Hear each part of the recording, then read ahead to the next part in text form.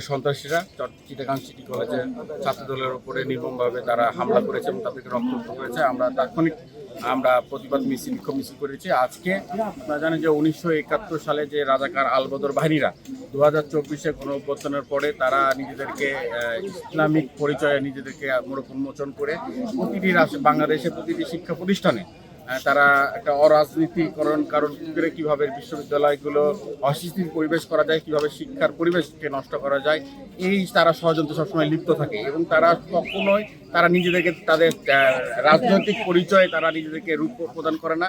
তারা নিজেদেরকে আড়াল রেখে, গোপন রেখে, গুপ্ত পরিচয়ে তারা বিগত সময়ে ছাত্রলীগের লুঙ্গির তলে থেকে রাজনীতি করে হেলমেট পরে সাধারণ শিক্ষার্থী সহকারে বাংলাদেশপন্থী যারা আন্দোলনমুখী ছিলেন তাদের রক্তাক্ত করেছে। আপনারা জানেন বুয়েটের আবরারকেও তারা গুপ্ত পরিচয়ে তারা হত্যা করেছে। এই গুপ্ত একটি বাহিনী, কোনো একটি বাহিনী নয়, এটা ইসলামী ছাত্র শিবির নামে একটি রাজনৈতিক সংগঠন যারা 71 সালে বাংলাদেশের বিপক্ষে ছিল, পাকিস্তানের পক্ষ হয়ে আমাদের বাংলাদেশের নারীদেরকে নির্মমভাবে হত্যা করেছে, ধর্ষণ করেছে। এখনও 2024-এ গণঅভ্যুত্থানের পরে তারা সেই মব কালচারের মাধ্যমে, গুপ্ত রাজনীতির মাধ্যমে শিক্ষার্থীদেরকে হামলা, রক্তাক্ত করা, রক কাটা, হত্যা করা, এইসব রাজনীতির মধ্যে তারা এখনো জড়িত আছে।